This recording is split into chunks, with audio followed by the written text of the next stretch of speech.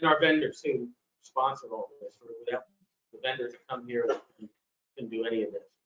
But this morning, Jim and I will hopefully present to you some experiences that we've had from customer service. Hopefully, at the end of the presentation, there's a couple of nuggets that you might take away from the presentation and think, that'll work for me or for my department. And we'll see. Hopefully, it's an interactive presentation, and we want to make sure that we have some class participation. So I'm the Senior Director for Healthcare Technology Management for Universal Health Services. We are one of the for-profit healthcare systems in the country, like HCA and Attendant and one or two others. We own and operate hospitals around the country. We also have a very large behavioral health division as well. We do a little bit of service work, as you might imagine. BH, there's not a lot of technology in BH, but a little bit, and we do a little bit of service work for that. One of the things that we're always looking for is we're looking for great performers to join our team. We have several opportunities across the country right now for technicians. We have 3 directors right here in Las Vegas, open positions here in Las Vegas, and several open technician positions. Right for me. Yeah.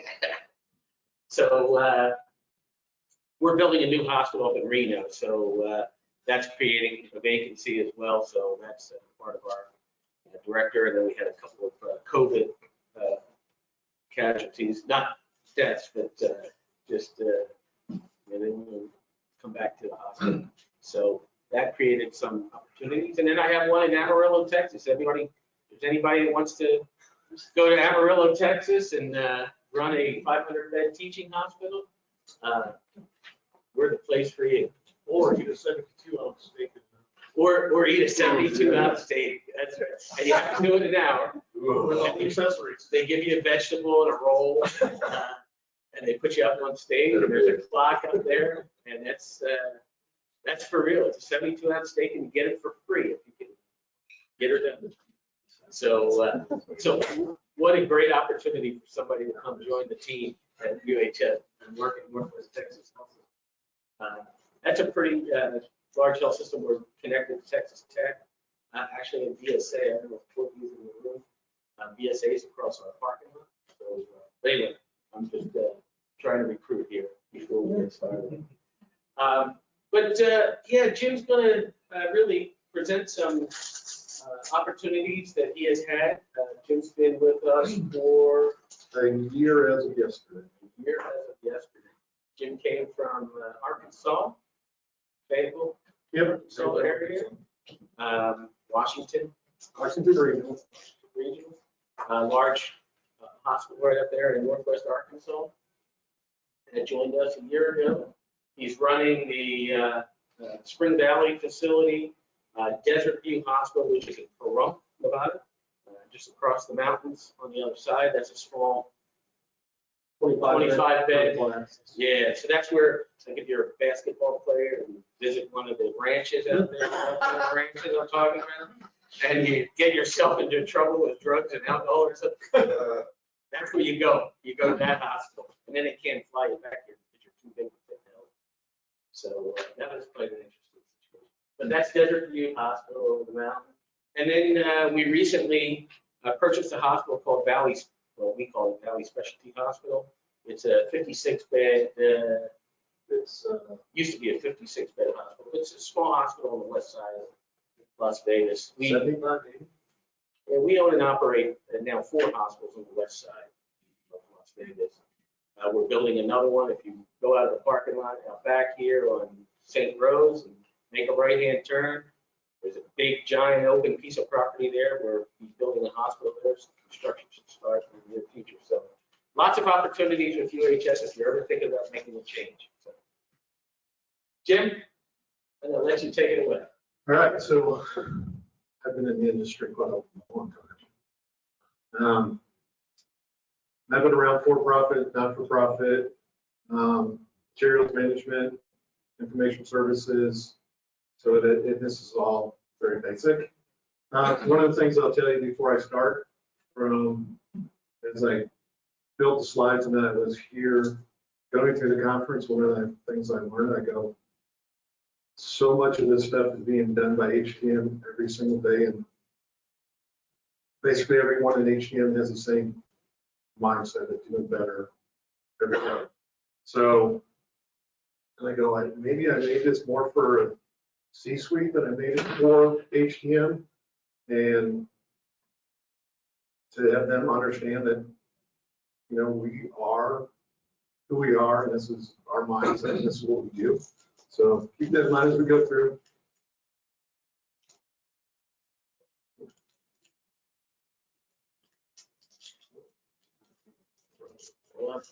Got it.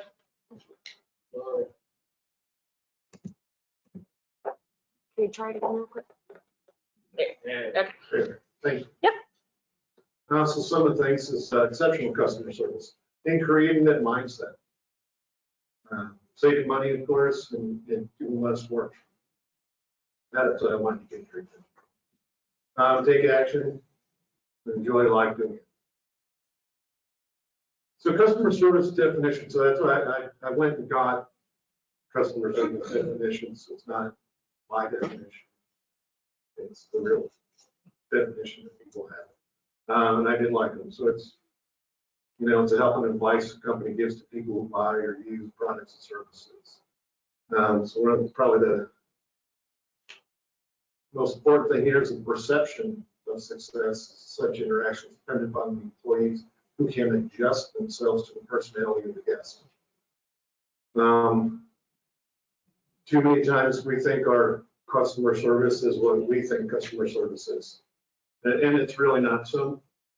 People have different ideas of what they want. We got some different department needs.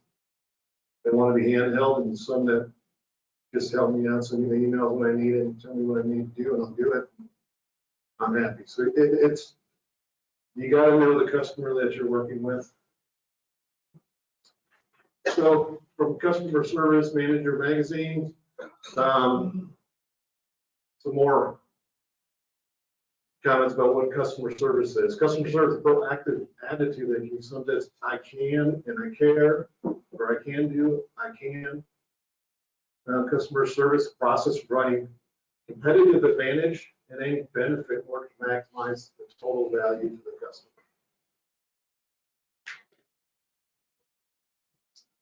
So is there anything anybody else likes up here? Anybody have ones that they want to add?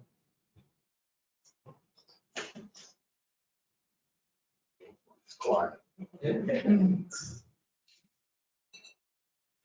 So then the question is, what is exceptional customer service? My line of customers define exceptional customer service. You don't. They do. Just like if you go into a restaurant, you're defining the level of service you want, not what they're providing. There may be times where you gotta help with the definition because it's unrealistic, but it's their definition. If you get survey cards, they're not based upon what you think happened or how you think it happened or how well you think you did. It's their perception. Well, customer perceived, that word perceived. Right. I've had technicians turn around stuff in less than a day, deliver it back to the department, and gotten surveys that were the 2s or 3s, and I wonder how. I mean, the question was, well, we didn't even know it was fixed. We saw it back up there, we didn't realize anybody had even taken it down to fix it. So in their mind, what did we do? I actually thought we did nothing for 3 days. So that was really too bad. I think that's a great point, right? Like communication, right? So you can be Albert Einstein, Joe Fix-It, and you can take a device, bring it down to the shop, if you will, work your magic, and get it up and running, and take it back. And like Jim just pointed out, put it on the desk at the front and walk away. And now the unit clerk may have saw you, but then the nurse or the tech that comes back and needs to use it, was it fixed or not? So it's great that Albert Einstein or Joe Fixit fixed the device, but you got to fix the client as well. You got to fix the customer. Communication is key. It's such a key component. Now, is that in everybody? Is everybody you hire? You know, I almost think it's almost like an innate thing sometimes. You know, sometimes it's difficult to teach that customer service aspect. I think it's, you know, that certainly has to be a big part of building your team. You wanted to say something. I've seen the exact opposite of what you're talking about. I've come in on a tech support situation with a guy that, you know, totally was lost and didn't get it. And walked in and been chewed out because why didn't you get him help sooner? You know, he's got the customer on his side. And you know it. Because he's a nice guy. Maybe he's a nice guy. He's a good communicator. Whatever it is. But Couldn't fix the it. point is that if there's an important one of the two, it may be the customer service side. So I work for a third-party service out of Nashville. We're not in business anymore. But the sales, all three owners were field service technicians for cath lab and imaging equipment. GE. The salesperson, they told stories that he couldn't fix anything. He couldn't fix anything. They don't know why he was even in the industry. But they knew a salesperson, which he was great, because the customers loved him. He'd come in and say, your machine's broke, it's gonna be broke for 3 days, and they'd be like, okay, that sounds great, let us know how it goes. And they were amazed. They found the right place for him at sales. And then the other owner got kicked out of a number of hospitals for how he talked to physicians and staff and everybody. But he could fix anything. I mean, I was amazed at his skill level. But even I was told, if he comes to work out on something at your site, you don't let him talk to the customers. And you go, huh? He's the owner, so you got to let him do what he wants, but you avoid interaction with customers as much as you could. Yeah, I so have to agree. We, based on my years I've been doing this, we have some moderately decent technicians with good personality. We have the ones that are highly credentialed, know everything there is to know about finance. They do that. That other guy, he's awesome because he's got that personality. And it might be that he's just average. Just has that personality. So yeah, I have to agree. Yeah, so in our company, our aim is, and what our feedback has been, we're easy to do business with. And our aim is to delight our customers. But that, in some ways, our customer support people have to be a bridge between the ornery checks and the irate end user. Where's my thing? What's wrong with it? It's blah, blah, blah.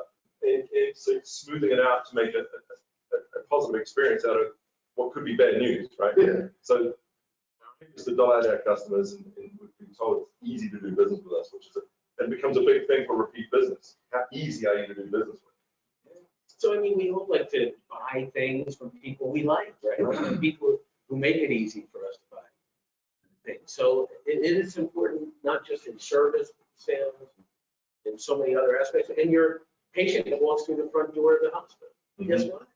They want that same experience. They want a great experience. And No, I was just going to piggyback on what you said. Actually, I've worked for a third-party ISO as well. I can tell you that, you know, all of our technicians are great technicians, but the ones who stand out that our customers love are strong suit on communication. You know, that's a real quality. It's I'm in sales, and obviously that's, you know, communication is my strong suit. But it is, in my opinion, 90% of what qualifies as exceptional customer service. And in our organization, I even, you know, when I talk to our technicians, I even use the word experience instead of services. I mean, what you say, we want to prioritize patient safety and an exceptional customer experience. You know, what does it look like? Put yourself in their seat from quoting to closing out, you know, the field service report. How'd that go? What was their experience like? you know, you're gonna hear Jim's gonna talk a little bit about his team. He's built a fantastic team along with Don Allen. Don built it, I'm just a lucky person to inherit it. And once you start to see the team, boy, some of these things ring true about how these people responded. And I'm not going to steal your thunder. I'll let you keep going because I ran into one of our technicians this morning, Tierra. She came over from the hospital just to attend the first session, and she was running back to the hospital. But just going to tell you a story about Tierra and where we got Tierra from and where she is today, and the kind of things that she does that goes beyond exceptional customer service. So there they are. So this is Ryan Lewis. He was our COO at the time. He's out in Palmdale now. So California. Jessica Hensley, she's our COO now. That's me, says he. So this is Jared. He came from Texas, and I think they want him back. Northwest Texas Healthcare there in Amarillo. Sam from the same area. Northwest Texas Healthcare in Amarillo came out here. And Tierra. So Jerry volunteered to come out here during COVID. Wanted to help out so that Temporary assignment. one, so that his team there could have more hours. He could have more hours. The work he has done over the past year, the only time Jared's probably had less than 10 hours overtime is probably when he was on PTO. He walked into a mess that I walked in, I went, what a mess. And they said, what you see today is not even close to what he walked into. Like he was the only hospital employee technician at the facility, 364 beds. And he worked and worked and worked. How long has Jared been in? 3 years. He was doing call, everything he possibly could. Sam, prior military, followed Jared up here because Jared talked about how great it was and how great Don was. And they made a great team. Tierra came from a Verico, is that how you pronounce it? Verico, the printer? Verico is a printer, outsourced printer program company. So they provide us with all our print services. And so she wanted more. So she bucked on until he found a way to hire her. Yeah, she would see Jared and Sam running around the hospital, kind of thought it was cool stuff that they were doing versus her placing printers and fixing printers. Started out as pump tech, checking pumps, doing rounds of pumps. Then she was checking specialty beds, doing rounds for that. But her customer service is better than I've ever seen. So one day I came out with the teaching moment. I got a phone call from a nurse up on the floor, having trouble with something. I talked her through it over the phone, and I was proud of myself. And I'm like, this is a good, I'm gonna go out, talk to my team. Hey, this is what I did. This is how I handled the call, walk them through it. And Tierra goes, well, I'm gonna go up there and make sure she really understands it and everything's working just like it's supposed to. I went, Your teaching moment became. my teaching moment became Your my teaching learning moment. Because I did good customer service. She did exceptional customer service. She was out for a short period, personal stuff, and I had nurses on the floor asking where she was. If they didn't know her name, who's that girl that comes around and checks on pumps and stuff? Where's she at? I could really need her help. So this is somebody that 16, 18 months ago, she wasn't even inbound in. And now we have clinical people asking for her. It's amazing. Yeah, I think, that moment that Jim spoke about. You're on the phone with your nurse upstairs. The nurse is busy, right? They don't do equipment care. At least I always preach that to my team. The they're not doing equipment care. It's not their job. Their role is to provide exceptional patient care. So, yeah, you can be on the phone and you're chatting and talking him or her through that repair, how to do something. And you know what? They might be guessing you because they're busy. They're preoccupied. They're worried about Mrs. Jones getting out of bed. She's a fall risk, or running down because meds are due for Mr. Smith. And you know what happened? It could, in this case, not necessarily, but it could have happened where, he or she just hung up the phone. Yeah, right. When Tiara completed the surgery. Tiara jumped in. Another learning moment for me. Yeah, Tiara jumped and said, hey, she completed the circuit for that whole phone. I'm not gonna talk about it. She's anesthesia trained. She's, so has anybody ever done a hydraulic manifold on a Hill-Rom sports bed? So you got one guy to tell, because He's laughing. he's done it. Do you really want to do one? Absolutely not. It's about 4 hours. So she helped do one, and next time she goes, next one that comes in is mine. She did it all by herself. She got a couple wires crossed, so it was driving backwards in teledraft, but that was easy correct. But she's learning. I mean, so this is somebody that 18 months ago she's not afraid to do anything. She wasn't first. At first she was, she came to me and she's afraid to break something. I go, so. It's already broken. It's a, You broke it more. well, I got an old boss that told me, there's only 2 types of technicians that don't break things. The ones that are lying and the ones that aren't doing anything. Can you enlighten us on this particular woman you're talking about? Her motivation, do you think it's innate within her, or is it some set of factors that you are creating within your team that incentivize her, or is it totally self-driven? It's her. She motivates me. Okay.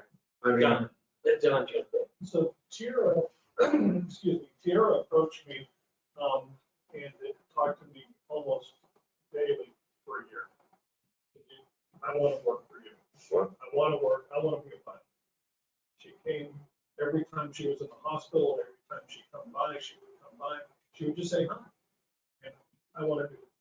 I want to do it. And I looked at her and I said, you know what? I will do it. As soon as the opportunity comes, I will create a position for you, and we will hire you. So we've got 6 hospitals, or had 6 hospitals in the region, in the Las Vegas area. And I asked her, are you confined to a specific place? She said, no, I just want to do it. I can do this. And the opportunity came, the position was created, and it took some action through HR, but we created a position specifically for her, and she was a perfect fit. I knew exactly what I wanted to do with her. I knew exactly where she would plug in, and how she would fit. She had the personality that was it's perfect. It was perfect. Yeah. The very first device that I set in front of her was a scale, digital scale. And she says, well, what am I going to do? I said, put it together. Just put it together. You only come in inspection. It's pretty easy. Just assemble it, put the bolts in. You've got the instructions there. Just follow it. And hand her a screwdriver and a lock. And come back about an hour later, and she had this submission all torn apart. And I'm like, what did you do? What happened? And she is so embarrassed. She's almost in tears. She says, I lost a screw. And I said, how did you lose a screw?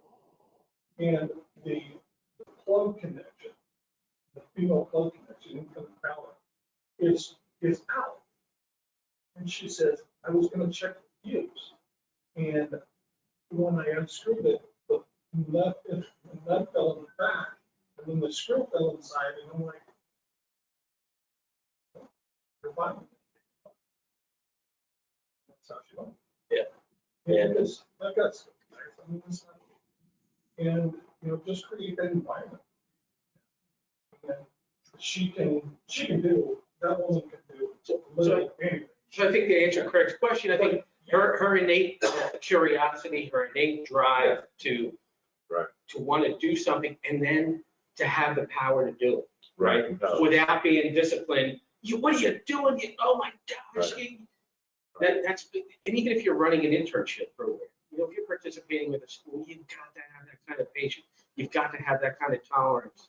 That's how we're going to build the next generation in this environment, is give them the luxury, give them the ability to make mistakes, to learn. Don't be punitive. For her, it is innate. She has the desire, starting from day one, she wanted, this is what she wanted. And she asked for resources, where do I go to school? How do I find this? How do I find that? YouTube. You know, I said, just look it up on YouTube. You can find so much clinical information on YouTube. That's amazing. Google will provide you this information, and she goes home and she searches for this stuff, and then she comes back and she's so excited because she's learning. So that's Don just brought up a great point. So, you know, I was in the TN20 group that started before the conference. And one of the things that came up into that group, similar type of discussion about employees. And, you know, I felt it was palpable in the room, a lot of frustration with maybe some of the folks that have lost hair or put a little bit of weight in the midsection, or hair is gray, where back in the day, you know, you went home and you maybe didn't have YouTube back then, but you opened up a book or you read a magazine, you had 24/7 or TechNation. You opened up the magazine, you self-educated. Bob Larkins over here was the first editor of 24/7. Man, I read that thing religiously. I waited for that issue to come out and learn what my peers were doing. What can I learn from what other folks are doing?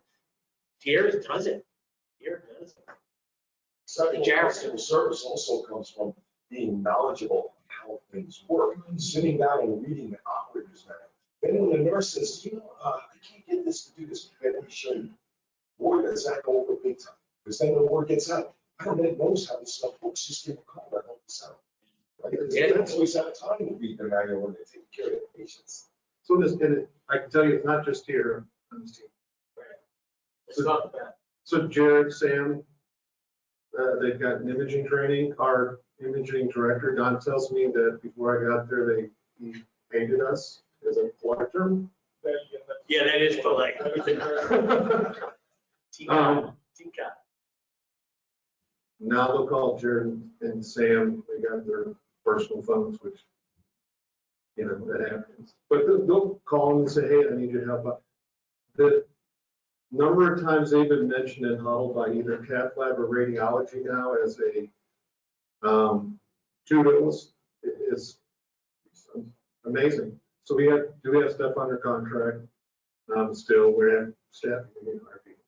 But they've come in on Friday night and got cath lab back up and working. So those are biplane room for stroke patients. Well, if your stroke room's down, you're diverting. These come in and fixed it. He's not trained on it. They're well trained at it. I mean, they're willing to do stuff. They're willing to come take a look at it. They're willing to step out there. They're willing to get on the phone with tech support or field service engineer. I think to your point, they have that basic troubleshooting ability. Yeah, I mean, they're willing to do everything they can, and then when they're done, the departments know they've done everything they can. It's not. And it pays dividends from a customer service perspective. Yeah, I think it's important to state that the three of them are always treating their customer this way. No matter what condition it's in. Jared went to Desert View and got reamed by Mammology tech. Just completely reamed, and he is still smiling at her. And they're like, how can the nicest guy in the world, literally, how can you yell at this? Jared is the kind of person where if The way she chewed them out, if she would finish it off and ask him to get him a cup of coffee, he would. He's that nice. This team is amazing. Sam's amazing. He's a good leader. They respect Sam. He's got years' experience. The funny part is they all teach each other. So with Tierra, with other hospitals in the region, they'll call her with one question. You get an expert in this area, and she's been in the field for 18 months. It's pretty amazing. But they're amazing, I can tell you that. Hands down, so if you want to join this team, there's a waiting list. Send me your email directly, and I'll be getting it. So we get into the mindset. So competition. So one of the benefits we all seem to have working in the hospitals is we don't have competition. Or we do, but it's external. So what if there was 2 HCM departments in your hospital? And yeah, so at the end of the second year, the hospital keeps the best team. What would you do differently? What if it was, this team's going to stay, we're going to move the technicians over here, and we're going to get rid of the leader and go find work somewhere else? What would you work on doing differently? Would you expand your hours? Some earlier hours, later hours? The OR opens at 6. Other departments are closing at 5 something. No interruption PMs, done after hours. When you do your anesthesia machines. Previous organization, all our anesthesia machines in the region were done after hours. Anesthesia, and all our actually pretty much love that. Service was available during the day, but if we didn't need much service, PMs were done well. Quicker response. How long would the screen on the dashboard flash? Would you at least go pick up the equipment and make sure they knew that you were taking care of and addressing their problem? Would you have a better trained team? They said back there, if they know the equipment, they can help more. You'd be surprised how many little things that can be done if you know about it. I tell vendors this all the time, CT and MRI, I said, don't just train them the first day. You need to have somebody come back every 6 months. Spend a day with them, your name on the side. So what do you learn when you first get your new phone? You learn how to keep your job, you learn how to make calls, receive calls. You're not learning how to do all the fancy gadgets and all the other stuff in it. You just need to be able to make calls and receive calls.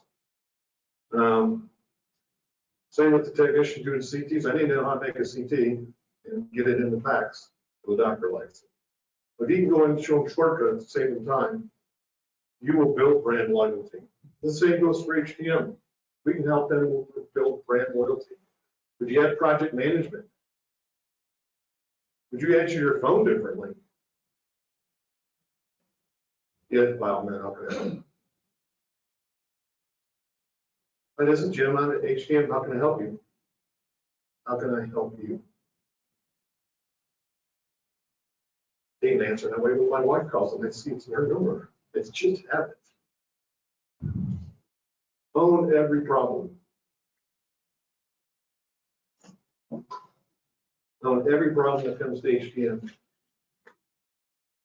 And this has caveats. So if they call because the toilet's clogged, you own that problem. If I can't fix it, I'll find somebody that will. Right. Right. Remember, I told you, the nurse on the other end of the phone or the tech on the other end of the phone, patient care, not equipment care. We'll find a solution.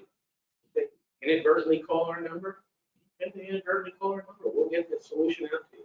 We'll make sure that maintenance doesn't come up and flush the toilet. Yeah, don't ping pong. Don't go, hey, it's not my job. Oh, don't be. My boss already hears enough when I see kind of not like that. I can't even respond. I gotta send them to them. It's like, it upsets me because I see them talk about it. I got lucky. I don't have staff that even close to that. They have complained in private. But That's the meant not to. And it dies pretty quick. But once they're up, it's, sometimes I believe they have a right to. Train your team, be an example. So I can't tell my team to own every problem, and then they hear me get on the phone and go, you know, you need to call somebody else. Bye. Well, if I can do that, why can't they? I use that with my boss. That's the problem. If they can do it, why can't I? Jim, we don't do that. Don't let me see it again. I needed that. You know, work gets tough sometimes. Every interaction is a chance to help. It's also a chance to learn. Our customers contact us because they trust us. Think about that. Think about that. Because there are times when they're having trouble with their computer and they call you. And I talk to them on the phone and say, let me see if I can get somebody from IS, that, get the information. And they go, no, can you help me? They trust us. I mean, we can do basically everything. That's been our attitude. We solve problems. It's ingrained in our brain. So this is the book. I really like this book. Very much so. Jocko's great. If you get the chance, I will get the audio because Jocko and Leaf do the speaking. They're wonderful. And it's really it's own the problem. Don bought that book for all of his directors. Some of them had it before they took it.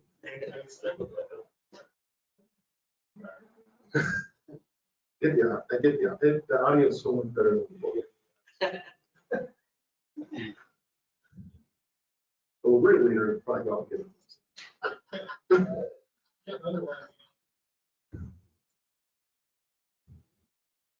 Communication. You hear this hundreds of times. Like I said, it's our problem when it's made. And talking to the clinical staff, and the reason why they want to know that you got it is because they want to know that you got it and it's not their problem now.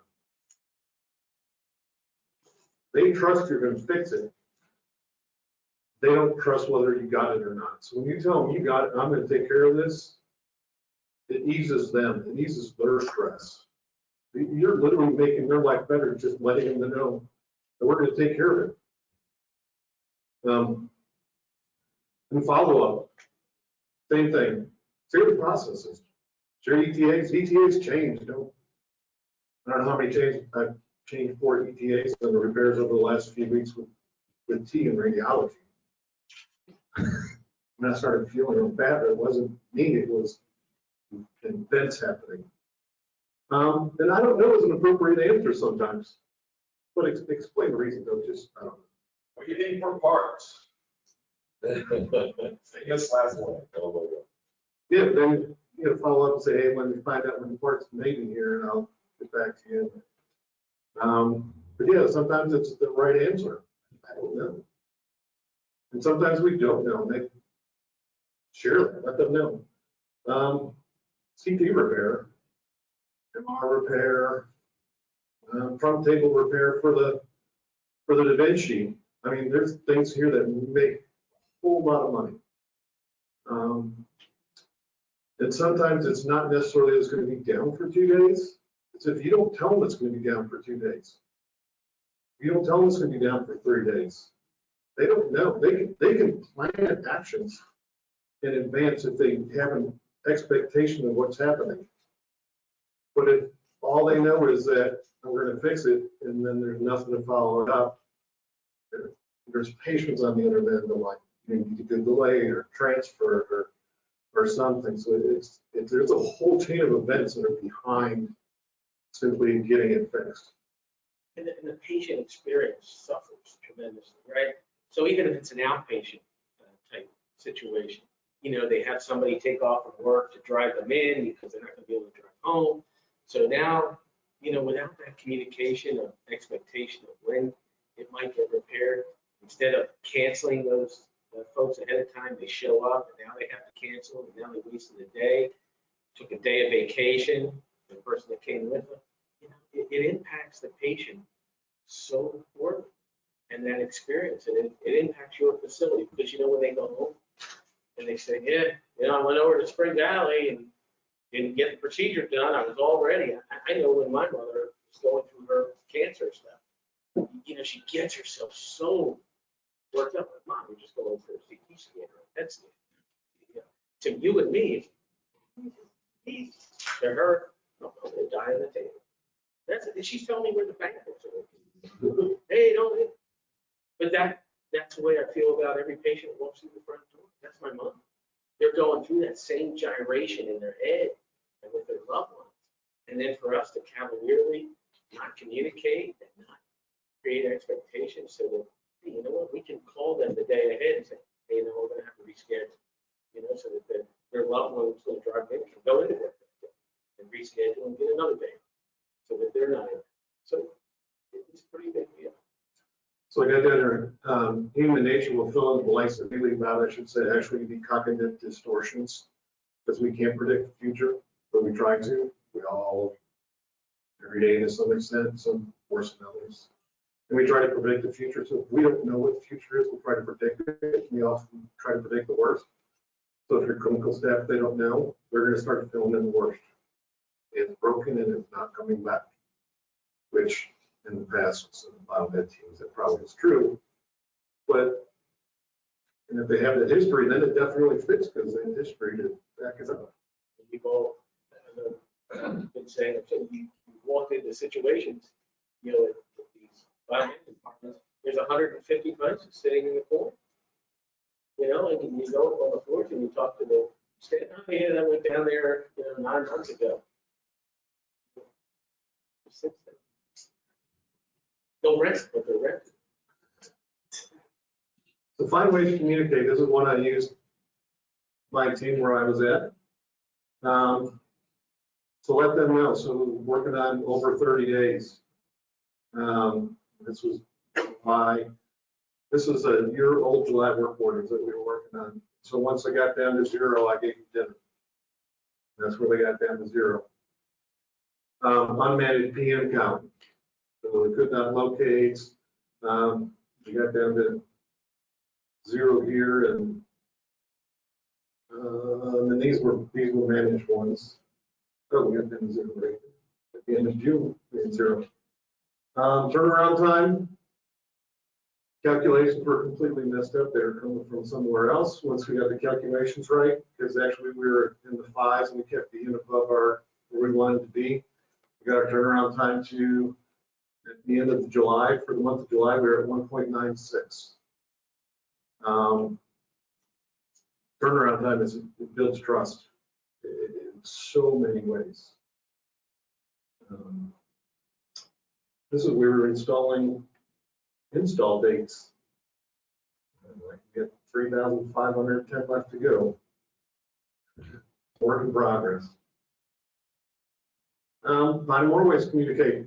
So we all have equipment repair tickets that we shared to let them know that we fixed it. But then we had card plate, just almost business size cards or COVID vaccination card size. So on one side it was a repair technician, date, a piece of tape. We put on a little and did a little education. So people calling in the problems are likely to be the people waiting for the repairs.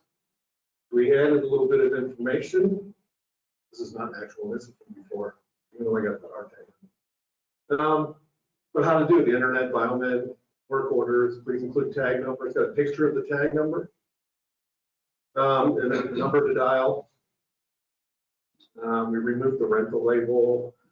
We did clean it up with your printer.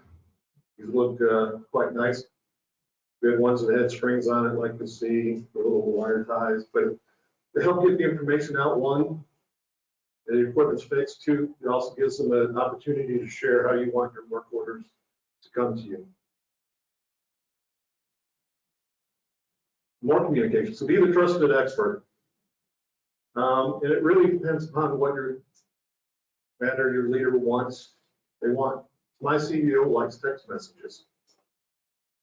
I get quicker response from text messages than I do any other way with her, but that's different from other directors and leaders that I have. So it's a mix and it's by person.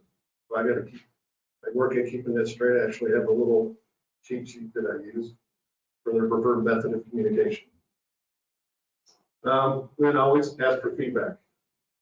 So that could be the trusted expert. So I've got a request to help find scissors for cutting ortho glass cast material. Eye debris, little hand AA battery debris tool for optical.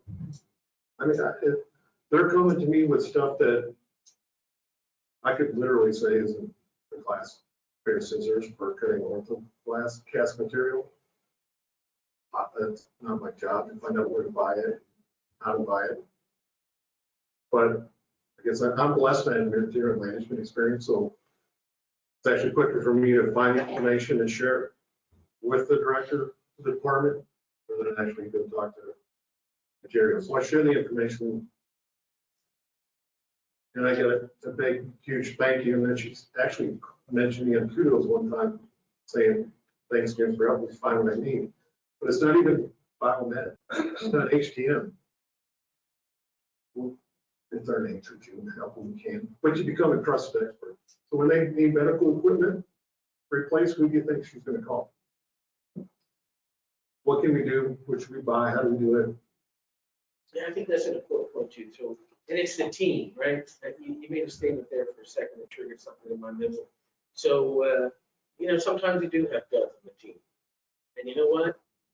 For you to go out on the floor and denigrate that other team member to the other, because at the end of the day, it's all the HTM guy. They don't say Jim or they don't say Jared. It's the HTM guy. So you're all labeled. And that's why it's so important. If we got one that's on the team, help them. Try to help them. And then it's up to the leadership to, if it can't be helped, then we fix it. Sometimes you just got to fix it. Turnaround time. So turnaround time builds trust. And it's huge. I worked very hard on this, but it's a balance of resources, compliance, and turnaround time. It also simplifies HTM work, leadership work, especially. The less open work orders you have, the easier your life is as leaders. The less exceptions to the rules you have, the less unexpected phone calls about some piece of equipment is less. It all starts becoming less. Reduced capital equipment means is reduced maintenance. So, whereas that, I believe they bought more beds because the beds were broken and not getting fixed, so they bought more beds. So more beds means more work. So it's a counterintuitive approach to solve a problem. They didn't know how to solve the problem because AGM wasn't solving it for them. They buy more. Now you got to do more maintenance. Now you got to track more equipment. The exceptions that fall out of the norm are easier to identify. The HDM department is cleaner. I really like that. It's more clean, huh? I like that. HDM leaders discuss how team members' action or inaction affect the HDM team goal, so they understand directly how it affects that time. Repairs that take longer than 2 weeks, look into why. So, but if your team doesn't know what's involved in creating your turnaround time, how do they know how they individually can address it? And never do a turnaround time by technician. Never. Don't. Because rather than, you can meet with individuals, but never put individual turnaround times up on the board. I don't like it. Because I don't want to single somebody out, because every individual should be competing with themselves or trying to do better and not. There's our problem. Yes. Do you segregate different types of turnaround times, for example, those that wait for parts, or because it's a third-party service? Or you just take all of them and just average them all together? Yes, it was corrective maintenance, and it was, so hazard recalls were taken out. If it was a back order part, then it would be taken out, but if it was a regular ordered part, then it was left in. So only back orders were our only thing that we removed. Otherwise, everything stayed, including vendor service. Because part of it is keeping on track with them to get on site and do the work. Because vendors, some of them are notorious for taking longer than they probably should. But if you're managing your vendors and you have a purpose behind it, because it affects your numbers, it starts helping to move that along. And when the work was complete for vendors, the work was complete, but the work order was not complete. Because they often take 2 or 3 days just to get the paperwork done. So we didn't want to count paperwork against the work being complete.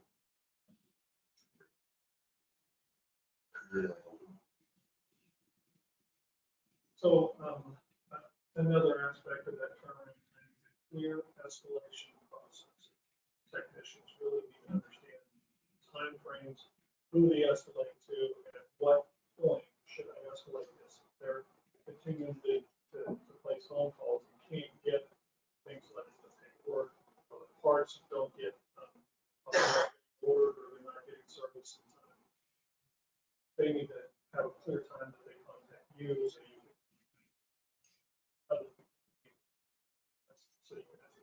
Yeah, but you're pretty good at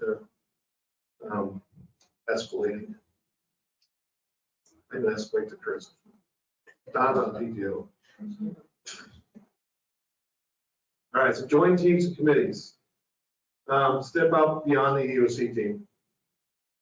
So each team is great at problem solving. You have incredible skill sets.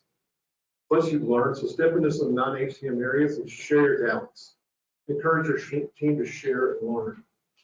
You want to know how a piece of equipment works? Work with the department that uses it.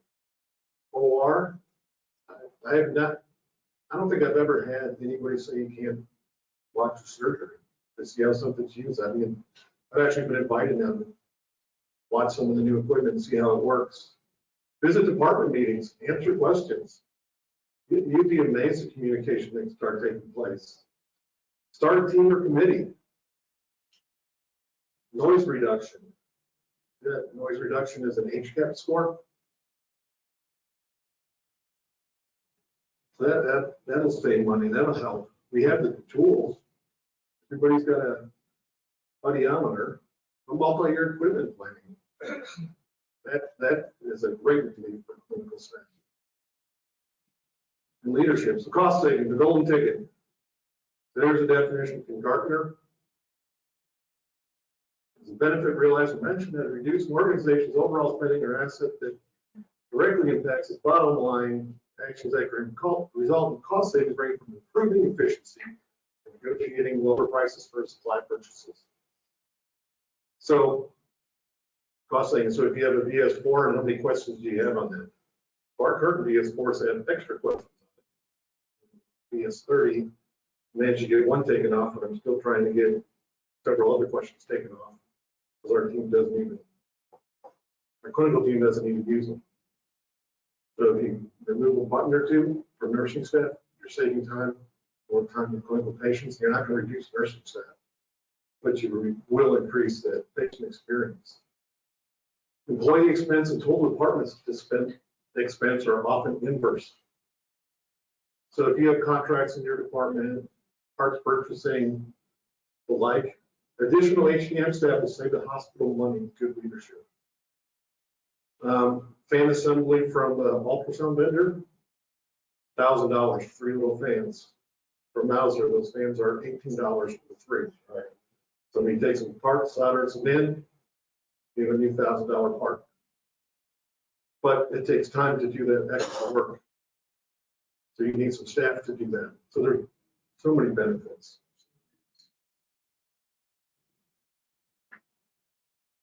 Capital expense. Hospital that trusts HTM for timely repair, buy less spare capital equipment.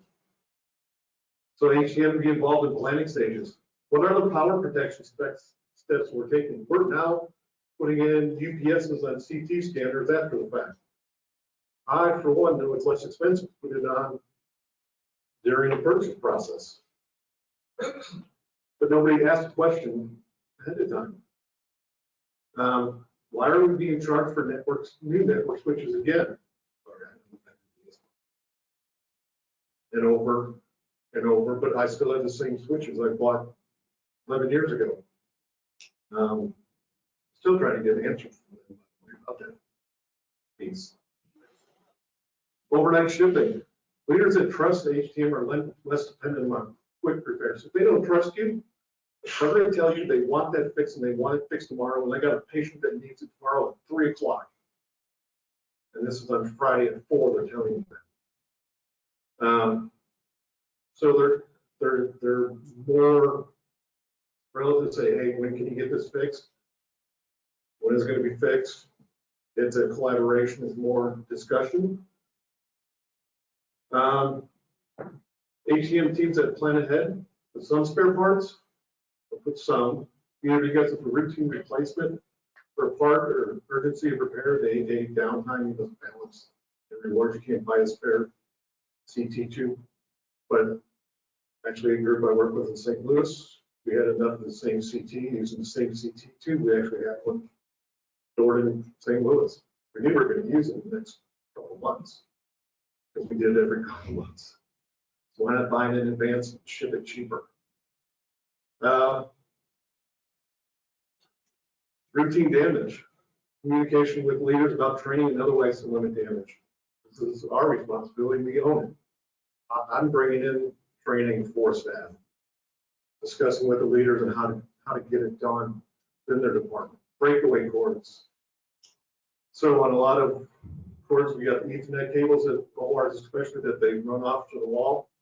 You can get little breakaways for that, so when they rip it out, they're not ripping out the connector of the piece of equipment. It's $1,200 for a NIC card. They're ripping out an $8.37 breakaway. They may tear it apart, but it's easier and quicker to replace. Turnaround time, again, saves time. Downtime puts unnecessary stress on clinical caregivers. Costs $50,000 to replace a nurse. That's probably conservative. Communication, time is money. Collaborate with other departments.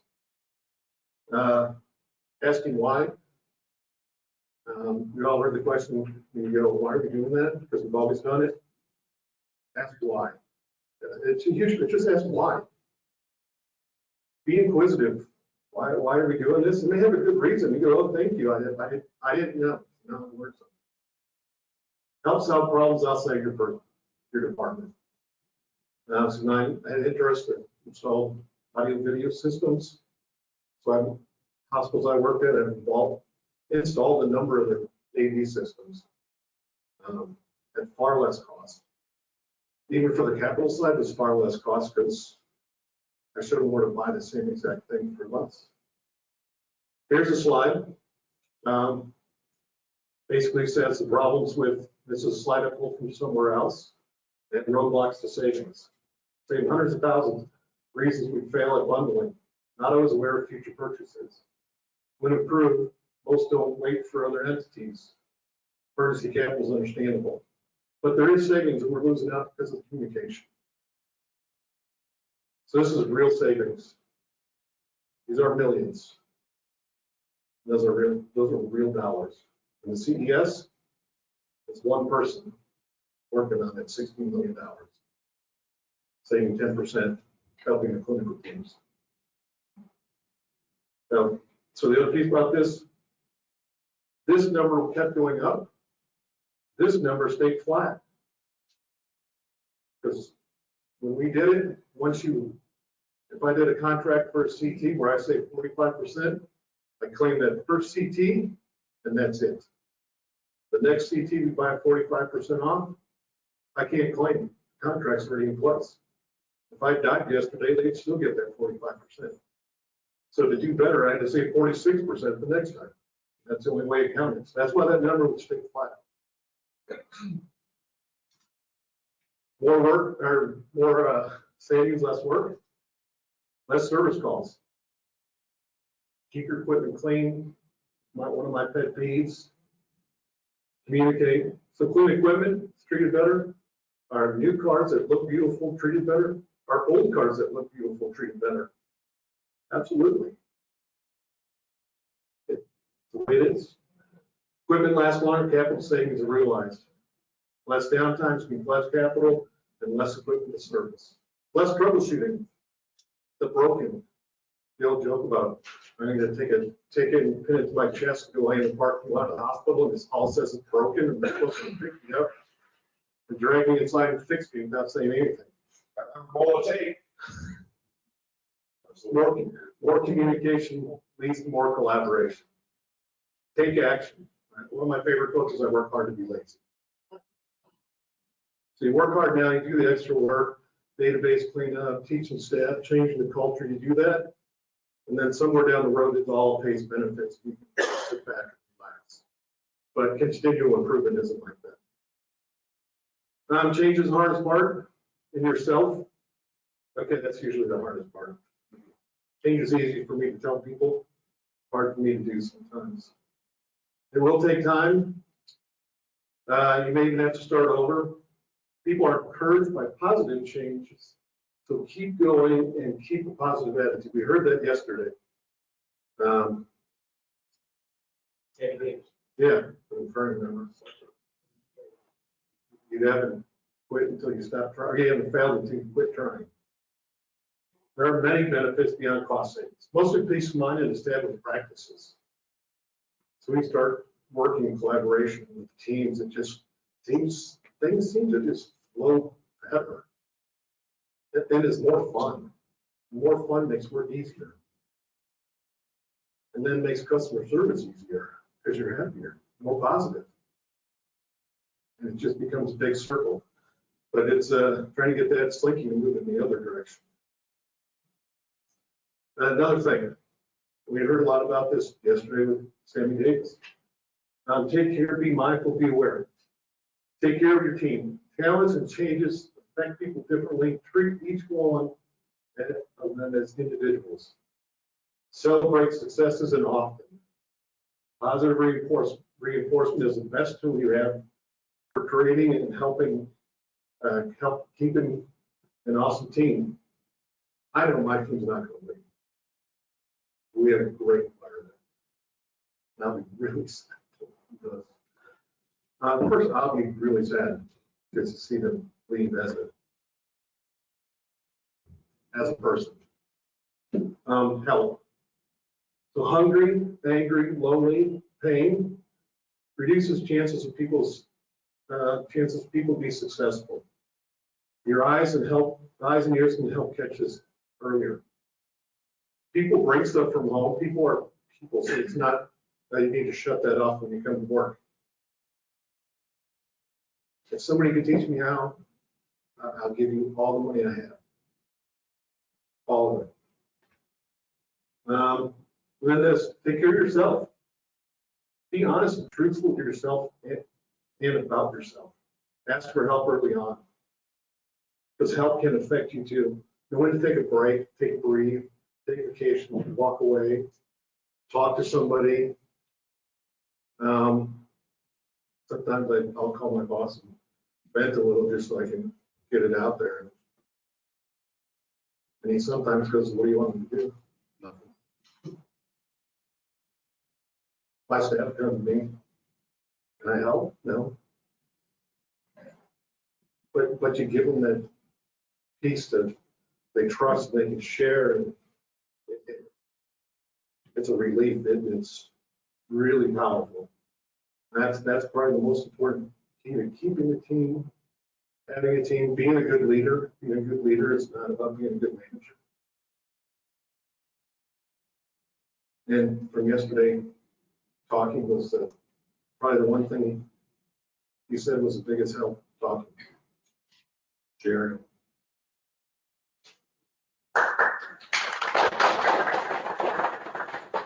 Thank you.